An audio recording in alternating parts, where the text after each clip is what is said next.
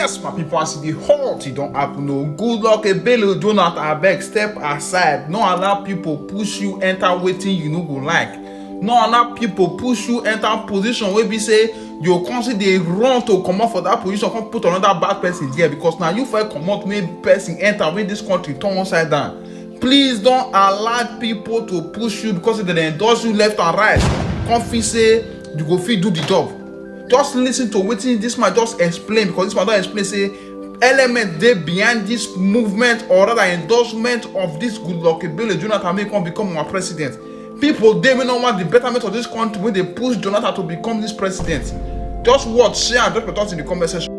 People that are trying to coerce or cajole the former president into coming back to contest, I think they are not doing it in his own interest, neither are they doing it in the interest of the country. These are people that may be part of his government, the elsewhere government, and that made things to be very, very bad for Nigerians. And they are here now trying to push him back again. So that in the event he wins, they will still come and rule this country by proxy. So, and the Nigerians, I think, are very aware of this. This is not something that the Nigerians will subscribe to. And with regards panicking, PDP as a party, I want to believe is not, it's almost near its extinction. Because, okay, if President Goodluck Jonathan is coming back to run under that platform, under which PDP is he coming to? Is he coming to weakest PDP? Is he coming to other? So we don't know which PDP is coming to. Which secretary is he recognizing Anyanwu or the other one? Is he seeing Damagum as the chairman or this? In which working committee is on? So automatically the platform is not even there. And I want to also reiterate that I don't believe the former president will even subscribe to this idea because he's not that politically naive, and people that have his interests close to him, I want to believe they will advise him otherwise. But all this, I want to call political jingoists that are trying to come and coerce him into doing that. I think they are doing it for their own interest, and the party is not shaken at all with that. We are not saying that 2027 is going to be a walk in the park, but we are prepared because we have a lot of things to tell Nigerians, and we have structure to prosecute the election any day, anytime. So with this, I want to believe there's no party today in Nigeria that has the structure, that has the unity, that has the leadership, that will be able to prosecute election seamlessly like the APC. So because of that, there's no panic. Okay. But we are not taking anything for granted. We are leaving no stone unturned to ensure that we deliver the dividend of democracy to the people and also make our structures robust and powerful to run any election. Okay, but I mean, the message I seem to be getting, Dr. Salim, is that, you are also saying, as you said before now, about the ADC coalition, that, they don't constitute a problem. So now you say President Jonathan does not constitute a problem. Okay, how about Peter Obi, who is very strong among the youths and very strong on social media, and who is also being wooed by the PDP, the same PDP. Professor Jerry Ghana already made that clear. So, I mean, you can't say you are going to the 2027 election and anybody that shows interest, you say, oh, they don't matter, we are in charge. So there's no panic, there's calmness, so nothing matters. 2027 is a walkover. Yeah, we will not say 2027 is a walkover. Neither will we say any political actor doesn't matter. But we are not talking about people here. We are talking about issues and we are talking about structures.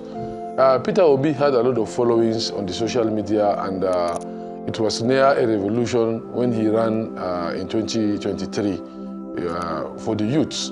But he made very fundamental mistakes, which exposes him to various stakeholders, including the youth stakeholders.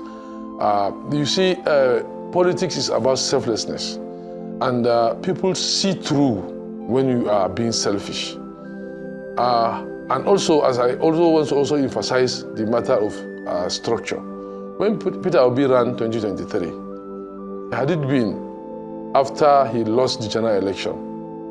2 weeks later, when the governorship election and the House Assembly election was about to take place, he could have come and stood behind the candidates of his party. He could have had maybe 6 or 7 governors by now from the Labour Party. Then he will now have a launching pad where he will now launch his presidency.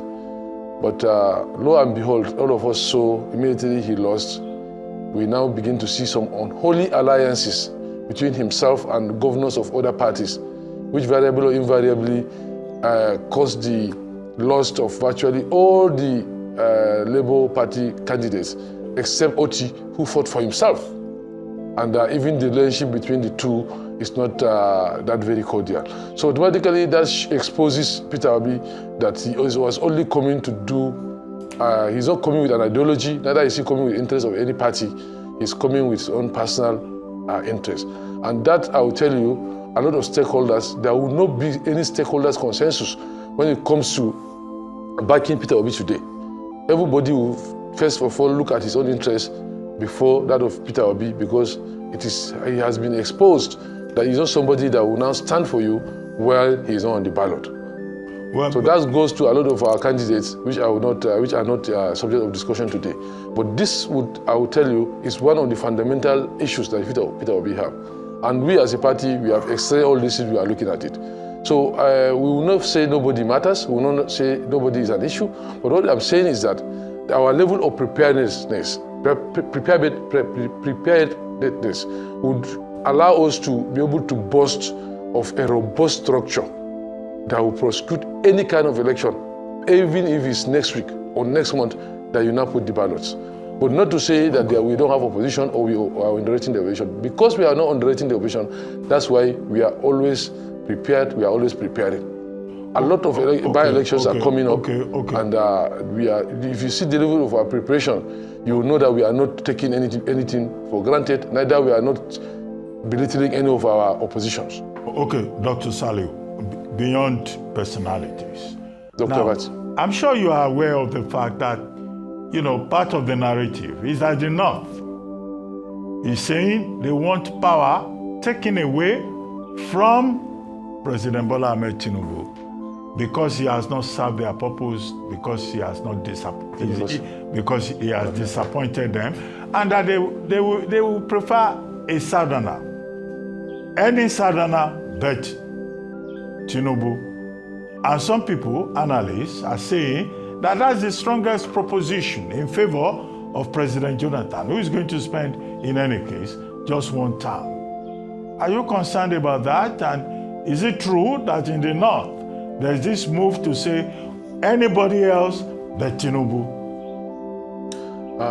Thank you, Doctor. This narrative or the view you just mentioned, I don't think is even in existence in the North. 1, 2, 3, or 4 people that are disgruntled cannot speak for the North. All of us constitute the North. All of us, we are all part of the stakeholders. We have families, we have structures, all in the northern part of the country, and we all live in the northern part of the country. And I also want to just state this for record that just to remind people that we had our own share of being at the helm of affairs of this country. May God rest his soul. President Buhari just concluded his 8 years being from the North. And then the presidency shifted to South just 2 years ago. And matter of marginalization or any kind of discrimination against the North does not arise. Why? Because, first of all, there is no state in the North that subventions are being held. There is no part of the North that there's no project going on today as we speak. And look at it. The Kano-Maiduguri road is a dual carriage of 200 and something kilometers. And I think this road is constructed by around 3 or 4 governments. I didn't hear any complaint or yearnings from the southern part of the country that why are we constructing that road. This road is completed today. I think it's one of the longest roads you can get without any pothole and what have you, that you get to where you are going to in the country. So, and also, if you look at the appointment patterns, look at the ministries with the biggest budgets. How many of them are being superintended by the our northern elites? So, to say the least, if you look at the concentration of government funds regarding security in the north, ranging from the north central, northwest, and the northeast, these are a lot of billions that is being spent daily on security in these areas, and it's really the result. So all these actions, all these acts are acts that will now vindicate this government from all these accusations. And very few people that are complaining or they are putting out these narratives, they are just propagandists, and they are just doing this for their own self-aggrandizement. I don't believe that these are discussions that happens in the households in the north. Given the fact that things are stabilizing, people are able to go back to farm, a lot of things are getting better. Yes, okay. We are not there yet. Okay, the economy, the security, a lot of issues. Well, comrade, when you say these are propagandists from the north, take the example of Daily Trust newspaper. Daily Trust newspaper wrote an editorial saying that, look, there's hunger in the land, there's poverty in the land, that the Tinubu administration is not even meeting, the people's expectations.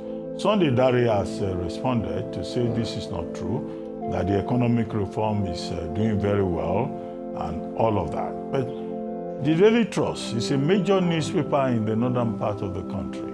And some people have come to the rescue of the paper to say, well, under Section 22, under Section 39, both of the 1999 Constitution, a newspaper has a right to hold government accountable and to express itself and to observe, give voice to the voiceless and the defenseless. So do you join Sunday Dare to say that all those issues